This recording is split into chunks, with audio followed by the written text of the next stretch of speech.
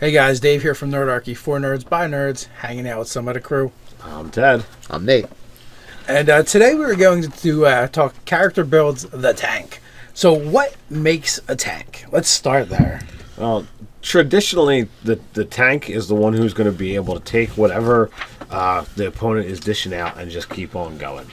First of all, like a tank 2 is like, that's a totally MMO moniker. Yeah. It's kind of it's a new thing. It's always been in the game. Meat shield, meat wall. Right. We've always had the brick. We've always had some kind of term for it. Yeah, and the tank is like a newer one, and it's definitely from the MMO. Right. School mindset, something other. I don't know. You goddamn kids in your video games. So okay, back to what makes a tank. So, as I said, it's got to have decent armor class, decent hit points, and the ability to shrug off damage in some way, shape, or form. So basically, durability. Yes. Yeah, or becomes the focal point of attack. So, I mean, you can have all that, but if you can't get the people to attack you instead of the other people, then really, I mean, your tank, that's from the MMO perspective, that's a very integral part of the tank. Being the tank, saying, hey, come hit me instead. And, how about you for tank? Well, yeah. Anything to add to that? No, durability. It's about durability and becoming the threat. Now, I think D&D 5th edition, hands down, there is only 3 classes we can look at. All right. Now, so for you guys looking, we're not looking at let's pick a level and optimize a multi-class build. We're looking at single class, who makes the best tank, right? Yeah, pretty much. I mean, in a lot of our build videos, people want to bring up all the multi-class options, but if we do that, we'll be here forever. We will be shooting this video for 2 weeks. So we're gonna look at basically one class. Maybe you combine it with a race and go, okay, that's your ideal tank. All right, so looks like we all have our PHBs open. We've all got our things figured out of who's going to talk about what. So what do you have for us, Dave? All right, so I'm looking at the fighter, and why the fighter makes a good tank is because it's got the D10 hit die, which is essential. You can put on the heavy armor. Yep. He gets a fighting style at first level. You other guys can suck it. And frankly, right, he's got one of the best abilities for. He's got 2 of the fighting styles are freaking awesome for building a tank.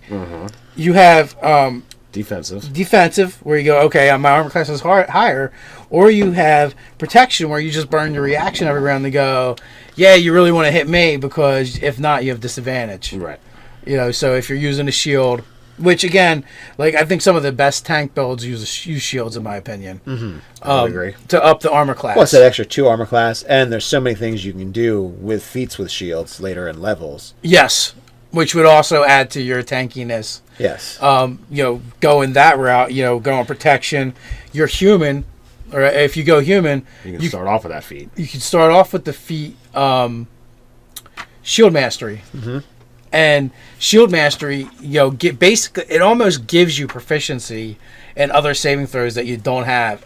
And, basically, if it requires a dex check, save. Yeah. If it's a spell that just only targets you. And then you also get to push people around in combat with your shield. I think it's a bonus action. It's all around good. I mean, it's compared to other editions, it's 3 feats in one. Yeah, well, so all the feats are kind of like that, more or less. But yeah, you could definitely do that. Now, the human is always a good choice for pretty much any build. Well, yeah, I mean, you have flexibility. I'm not going to go and say it's the best choice though, because dwarves and half orcs both get bumps to con or strength, right, and or strength, depending on where you go. And if you're talking about you just want to be tanky, in this case you might go the Hill Dwarf, who gets an extra hit point every level, in addition to a +2 to con. Yes. So that's kind of a big deal. It's like a +4 to con. It is like yeah, it is. It is like a +4 to con. So right now, if we're going with we have to pick something. Then I'm probably going to go Hill Dwarf fighter with the protection fighting style, go looking towards champion, because at I think 10th level I get another fighting style, so I could take defensive as well and maximize my tankiness. Well, all of that is really good, and it's totally possible. But if you wanna pull out a tank, my opinion, nothing beats the barbarian. It's the only class in the game that gets that D12 hit die. So when you start off at that first level, regardless of whether you go, Hill Dwarf or with, Half Orc, you're looking at that Pumpty Con. You could throw your 17 into it. Not only is that going to give you a decent armor class, because barbarians get armor class out of Con, but it's also going to wind up giving them the more hit points as well. If you wind up going human, you could kind of get that same Con effect by taking the tough feat, and that's going to wind up, stacking throughout the levels. But you wind up suffering on the other end of the spectrum by only having the +1 that you could put in Con as opposed to the +2. And then the barbarian's rage ability, you just start getting resistance to damage. So resistance to damage is pretty sweet. I'm like, oh, look at that! I'm raging. You do 6 damage. No, you do 3. So I'm just gonna cut the damage you do in half to me. So rage, how many rages do they get? They start off with 2. They get quite a lot. And then eventually they get as many as they want. When they max out. Yeah. But that's like 20th level? Yeah, that's a 20th level. But we're looking at, like 7th level, they've got 4. So... Yes. And that's short rest or long rest? Long. Pretty sure.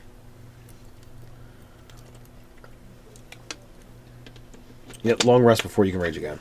Okay, so that's definitely a factor in the lower levels. I mean, although...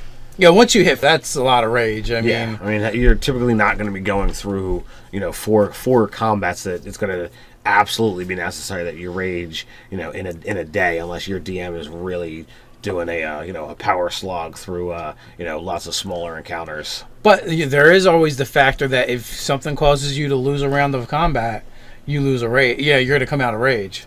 Indeed. Yeah, so you can choose to, swing at your party members or, do something. Well, no, more or less well, yeah, I guess you could swing at a party member and then hope things come near you. Or I was thinking more along the lines that we saw happen in a game. Someone failed to save against hold person. And, after one round of being held, they lost their rage. Yep. And then they were cut in quarters. Well, there. Pretty much. Didn't tank anymore then. yeah, there is no more tanking going on. But, the thing about barbarians is they have a high damage output.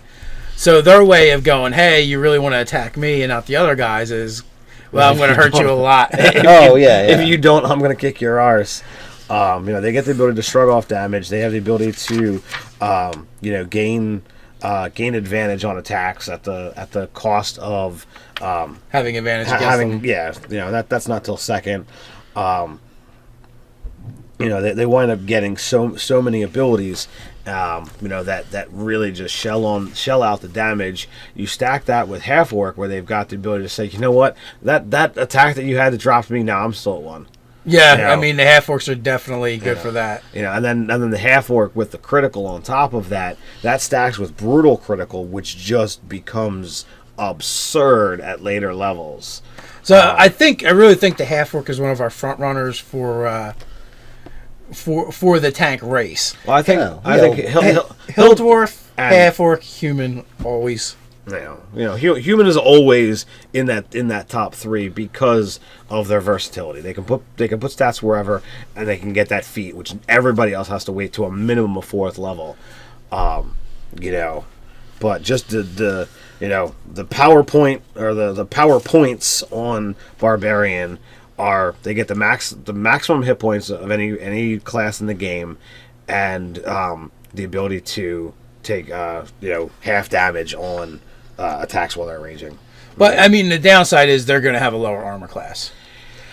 By a point or 2, maybe 3, depending upon how you put them together. Well, if we're going with human, Hill Dwarf, or half orc as our optimal tank race, then I'm going to say because you're not going to you're not going to do that. You're not going to you're going to want a high strength, high con, more than likely. And your third stat's probably going to go in the dex. Yeah. So, if you did the 15, 14, 13, you're still getting that +1 out of it. So you wind up having, a 17 con and a 13 dex. So, so that's only a 16 armor class. Warforged. So you got a 16 armor class when you pick up your shield, unless you decide you're actually going to go with the 2 weapon. Isn't it a 17 armor class if you pick up a shield?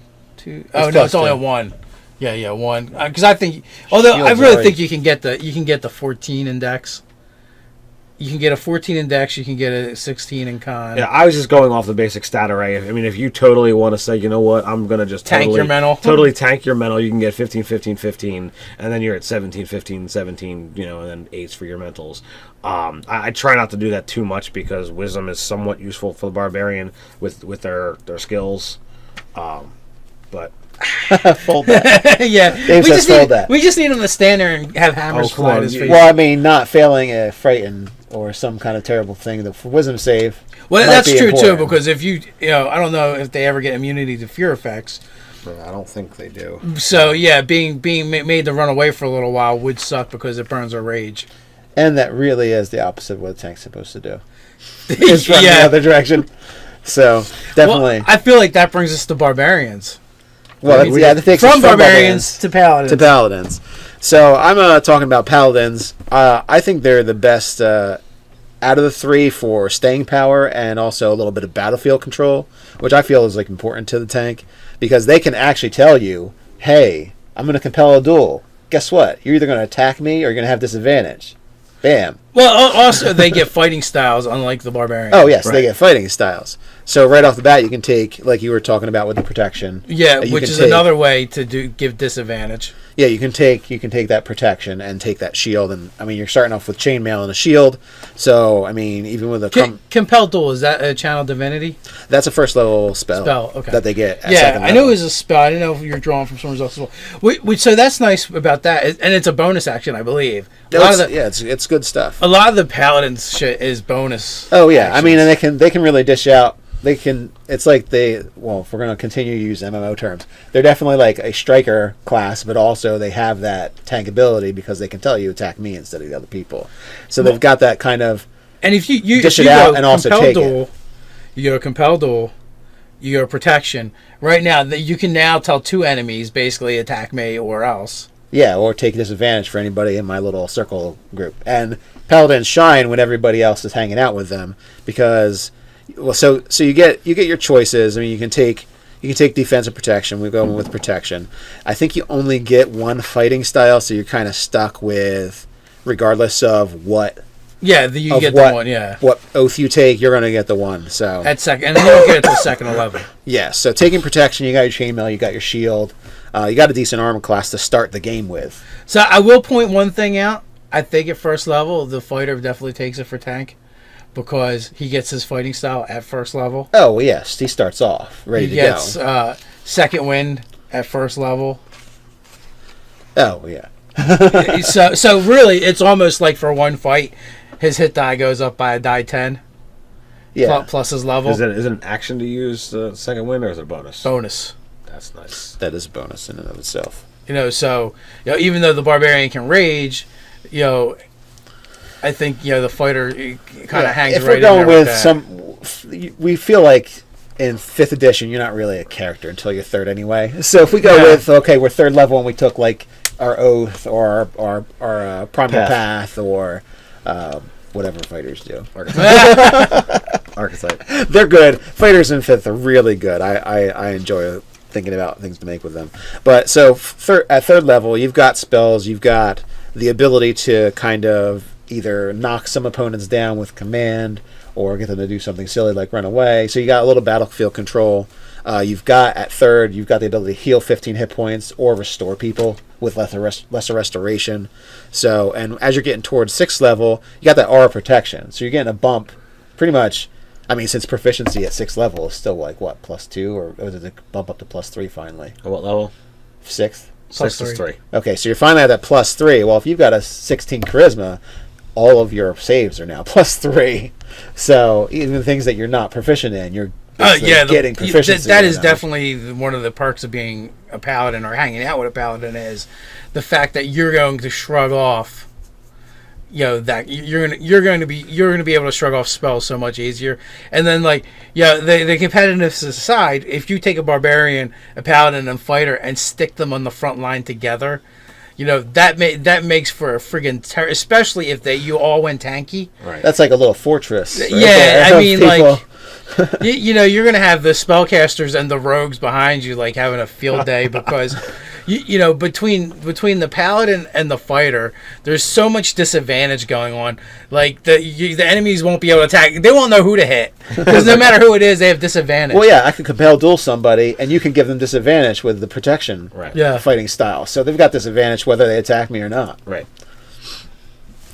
Using your actions. So overall, I really like the paladins because you can also bump people up with hit points, yourself up with hit points, Shield of Faith, bumping up your armor class. See, I think all of that works, but where the paladin kind of falls short on the tank plan, in my opinion, is the stats.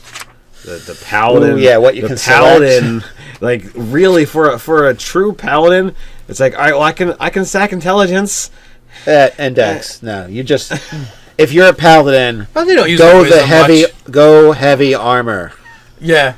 And if you want to tank your wisdom, then your cures are going to be not as good. But your lay on hands feature is really good. So just doing a straight 5. And let's face it, you're a paladin. Your spells equal smite. Yes, like all good paladin spells should equal smite. Yeah. Well, you can select. You can have a low wisdom.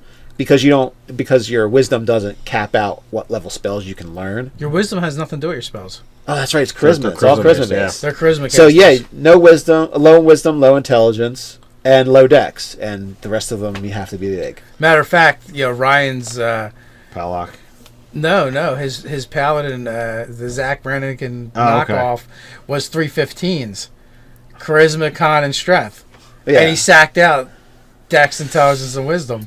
Because heavy armor. Really, when you can get heavy armor, why do you need a dex if you're going to be a strength fighter? Even the things he was taking a minus in, he was getting a bonus for his saving throws. Oh yeah, so he still ended up with a +2, which is still better than most other classes. Yeah, so you go the 15-15-15 route, and I don't know. I just think take a half elf or something, and bam.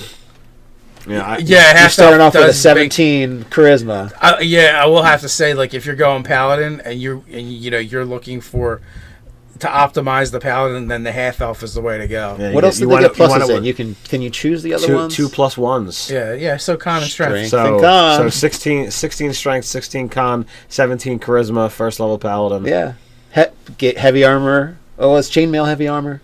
I know. Yeah, there's a heavy armor you start with. Yeah, so heavy armor, bam, your dex doesn't count against you, and you're rocking it out. You got if your objective is to be able to stand there and just take it, you go shield. You don't go with a two-handed weapon. Mm-hmm. I don't know. I come around six level, you probably got that plus to charisma, so you're looking at a +4 to all your saving throws, and for everybody that hangs out with you, or instead of doing the plus, do the shield thing. So you're getting a ridiculous amount of bonuses and advantages against stuff that targets so that dex that you have a -1 in, your saving throw is now a +4 or 5. Yeah, exactly. I look at Paladin, and yes, you can totally munchkin it, but I just they're supposed to be. That's just like a regular Paladin. This thing on a pedestal. Are they really supposed to be brain-addled idiots that are pretty looking? Clumsy brain-addled idiots.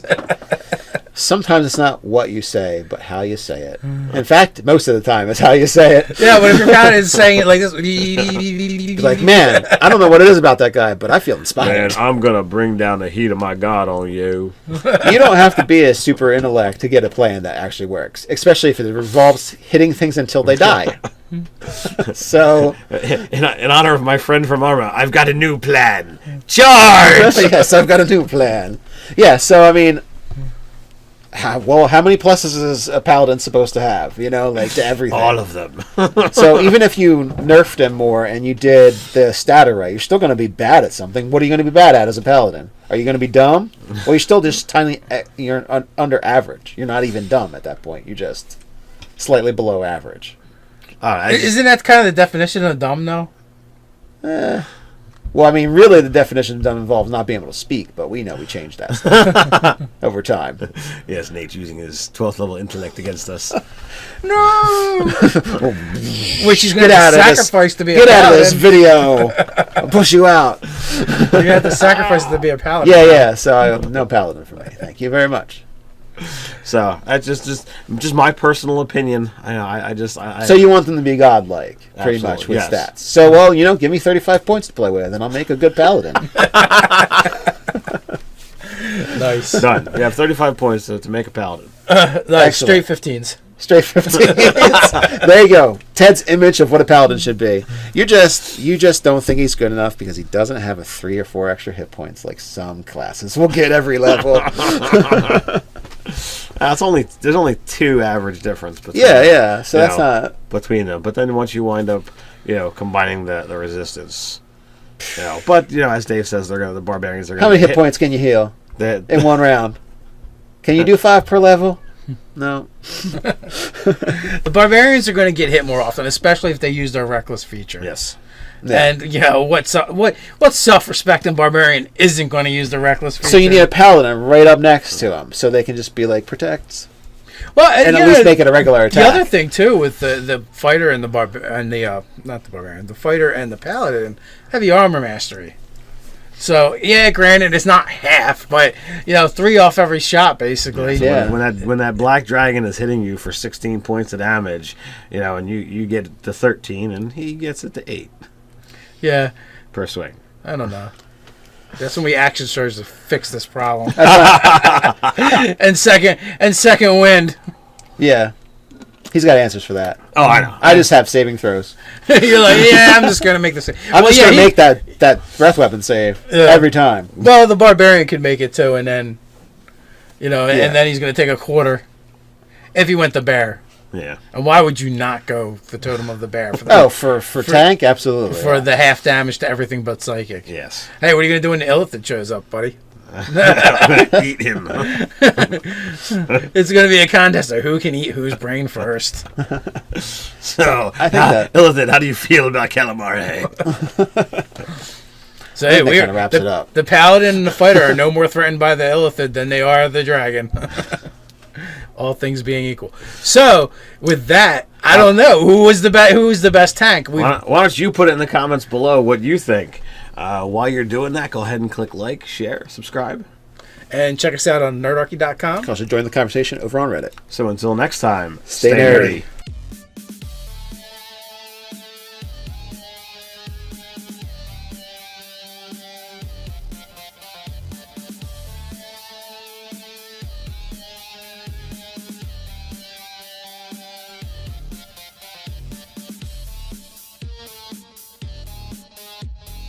Well, yeah, Anything to add to that? No, durability. It's about durability and becoming the threat. Now, I think D&D 5th edition, hands down, there is only 3 classes we can look at. All right, now, so for you guys looking, we're not looking at let's pick a level and optimize a multi-class build. We're looking at single class, who makes the best tank, right? Yeah, pretty much. I mean, in a lot of our build videos, people want to bring up all the multi-class options, but if we do that, We'll be here forever. We will be shooting this video for 2 weeks. So we're gonna look at basically one class. Maybe you combine it with a race and go, okay, that's your ideal tank. All right, so looks like we all have our PHBs open. We've all got our things figured out of who's going to talk about what. So what do you have for us, Dave? All right, so I'm looking at the brick. We've always had some kind of term for it. Yeah, and the tank is like a newer one, and it's definitely from the MMO. Right. School Mindset. Mindset, something other. I don't know. You goddamn kids in your video games. So okay, back to what makes a tank. So, listen, it's got to have decent armor class, decent hit points, and the ability to shrug off damage in some way, shape, or form. So basically, durability. Yes. Yeah, or becomes the focal point of attack. So, I mean, you can have all that, but if you can't get the people to attack you instead of the other people, then really, I mean, your tank, that's like kind of like, well, from the MMO perspective, that's a very integral part of the tank. Being the tank, saying yeah. like, hey, come hit me instead.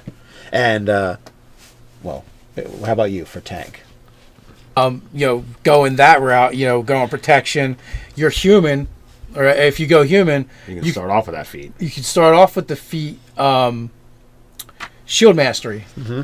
And Shield Mastery, basically, it almost gives you proficiency in other saving throws that you don't have.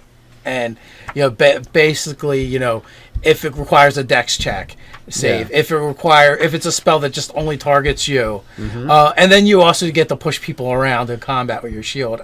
I think it's a bonus action. It's all around good. I mean, it's like, compared to other editions, it's like 3 feats in one. Yeah, It's well, so good. all the feats are kind of like that, more or less. But yeah, you could definitely do that. Now, the human is always a good choice for pretty much any Well, build. yeah, I mean, You have flexibility. I'm not going to go and say it's the best choice, though.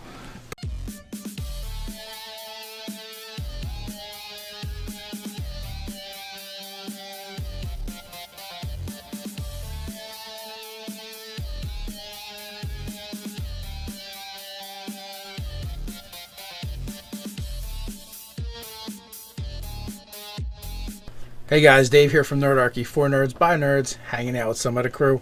I'm Ted. I'm Nate. And today we were going to talk character builds the tank. So what makes a tank? Let's start there. Well, traditionally, the tank is the one who's going to be able to take whatever the opponent is dishing out and just keep on going. First of all, like a tank 2 is like, that's a totally MMO moniker. Yeah. It's it's a new thing. Like, I mean, it's always been in the game. Meat shield, meat wall. Right.